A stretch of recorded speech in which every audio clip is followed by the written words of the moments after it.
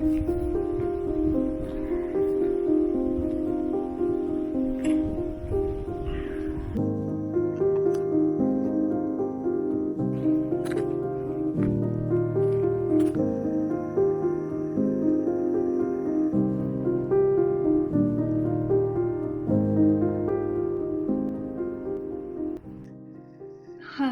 I am back. After weeks of not really writing much at all. Or writing, I haven't been writing much either way, but like outlining and book stuff because I've been working and studying crazy. I'm really excited for Nanowrimo and I really want to prep properly now in October, Preptober. So I have a list here. I need to finish outlining the manuscript.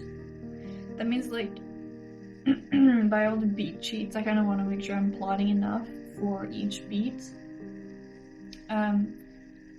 Mostly like I can write and and it's fine. I don't need to make up things that's gonna happen for that reason, but just for me making sure that I have enough to like create enough tension.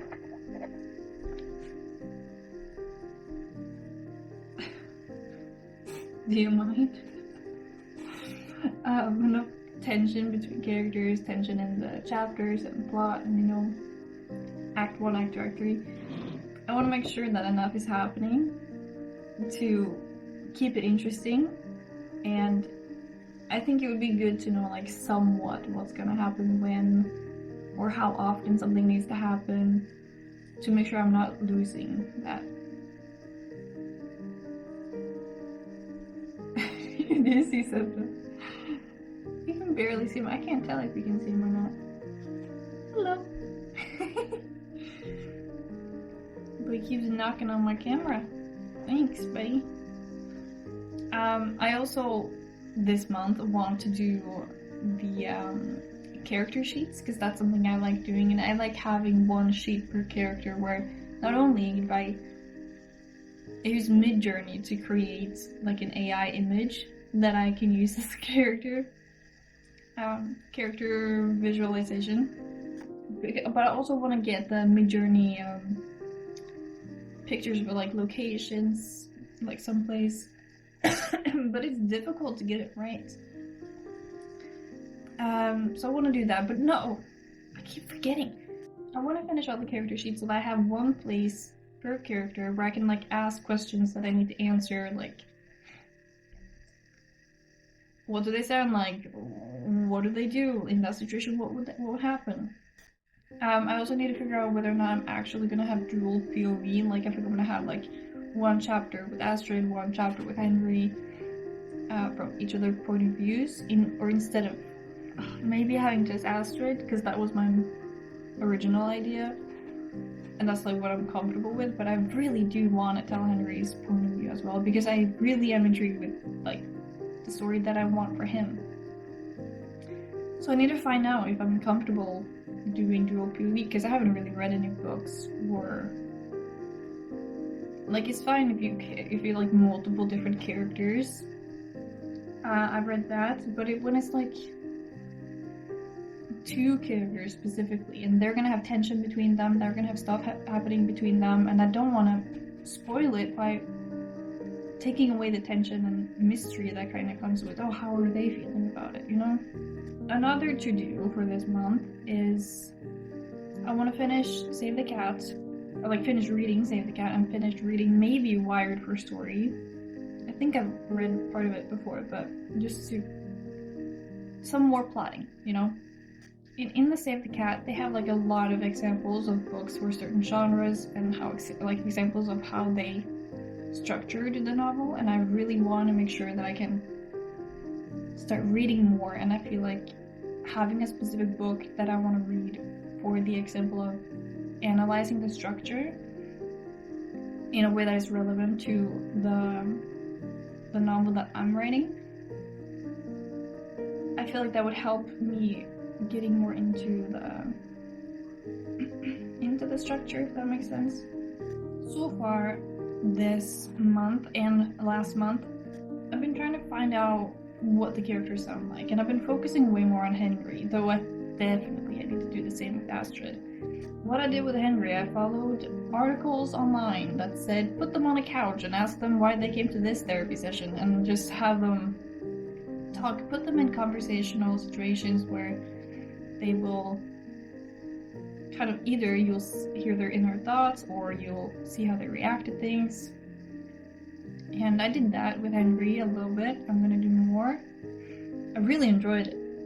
I honestly, like, I've written Astrid before, like, long ago, which I'm ditching, but I haven't done anything with Henry before, and I've really enjoyed it.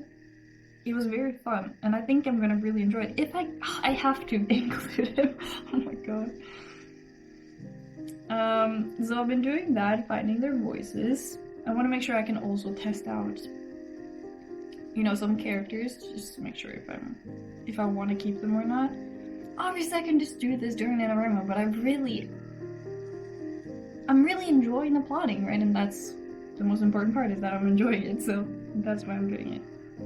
Also, I just need to plot more, which is what I mentioned already, with like finishing outlining and adding more tension here and there. So I've been doing that. I'm gonna do more. I'm really excited for Nanowrimo though.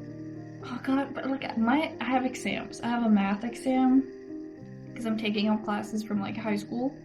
I have a math exam 20th of November. And so, you know, I kind of have to focus on studying too, and math specifically, when I study that, my brain just gets fried for the rest of the day. So I need to find a writing routine in November where I can do that and still make sure I pass my exam, you know? Priorities maybe, but I really want to write. It's like, I think actually writing those scenes with finding the characters' voices, like, that aren't related to the story really, is really feeding me right now, because I want to write, but I want to wait with the story and, you know, the novel until I have it plotted out, until Nanowrimo. And so writing these little scenes has been feeling really fun. I'm really enjoying it. Now I'm gonna do some more of that now. More finding voices. Maybe I'll probably do more of Henry, or maybe I'll jump into Astrid's purely. I'll let you know how it goes.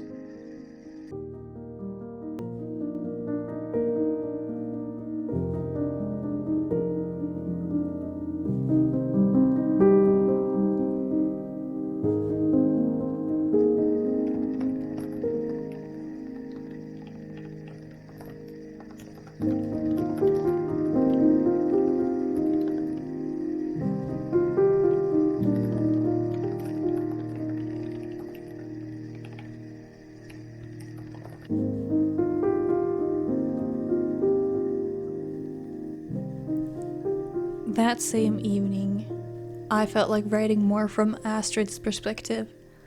Just in some random situations, really, that isn't related to the plot.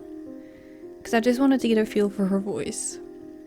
What I noticed when writing out these random scenes instead of focusing on the plot was that I felt a lot more freedom. There was no pressure to introduce the plot or the world.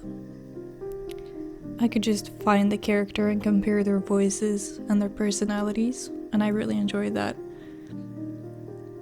I actually felt so much joy just to find new situations, find new characters, and see them in a random space that they are taking in for the first time. And it was moments like this where I actually just appreciated the fact that I got back into writing even more. Like, I love the plotting, but I also kind of forgot how much I missed fantasizing about just random stuff.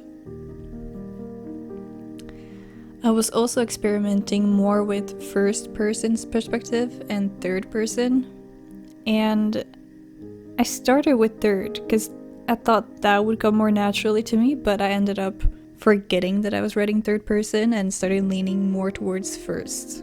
So I think going forward I'm probably gonna lean more towards first and try to see how I can do the world building through that, because obviously in these small scenes I'm not doing any world building, I'm only focusing on the characters, so it's easier to do first person. But later on when I'm doing world building and I'm focusing on the whole world, I don't know if I know how to write world building from first person perspective without info dumping, but I'll do my best. I'm gonna end today's video here. I really appreciate you for watching. I'll see you later.